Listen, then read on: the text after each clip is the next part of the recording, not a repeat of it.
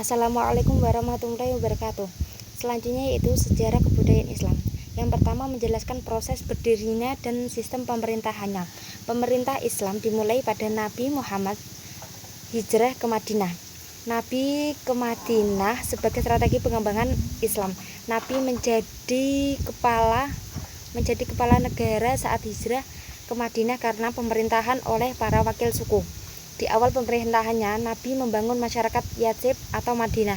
Beliau mendirikan masjid, membentuk persaudaraan antara kaum Muhajirin dan Ansor, membentuk persahabatan dengan pihak selain Islam, membentuk pasukan tentara. Nabi membentuk Piagam Madinah atau Undang-Undang Dasar pertama negara Islam. Maka dari itu Nabi Muhammad adalah pendiri negara Islam yang pertama. Kemudian mengidentifikasikan pemerintah Islam tentang masa ini minimal 4 pemerintahan. Secara garis besar, perjalanan sistem pemerintahan dalam tubuh umat Islam setidaknya dapat kita bagi menjadi 4 model pemerintahan.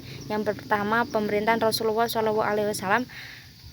Pemerintahan dipimpin langsung oleh Rasulullah. Jika ada permasalahan selalu ditanyakan kepada Rasulullah, kemudian diberikan solusi atau jawaban.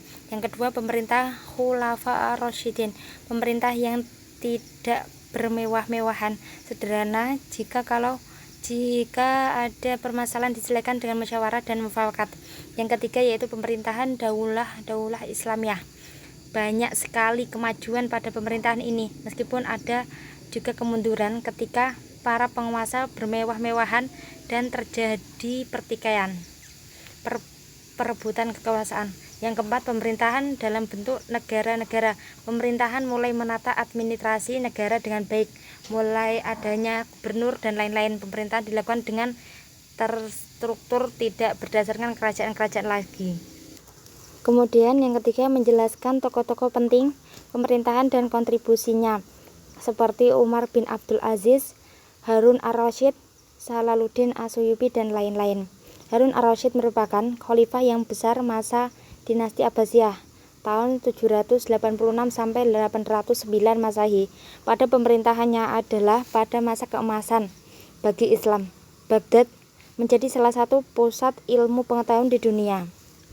Kontribusi yang pertama, membangun kota Baghdad menjadi pusat ilmu pengetahuan. Yang kedua, mendirikan Baitul Hikmah dan Majelis Al-Muzakaromah.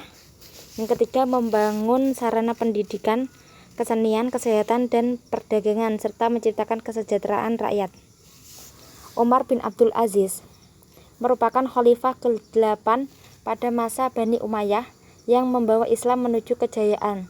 Kontribusi membersihkan Baitul Mal dari harta yang tidak halal dan mendistribusikannya kepada yang berhak menerimanya, yang menjadikan kesejahteraan, kemakmuran secara merata pada masa Bani Umayyah. Salahuddin Asyubi merupakan seorang jenderal, ulama, dan pejuang muslim dari Turki, Irak.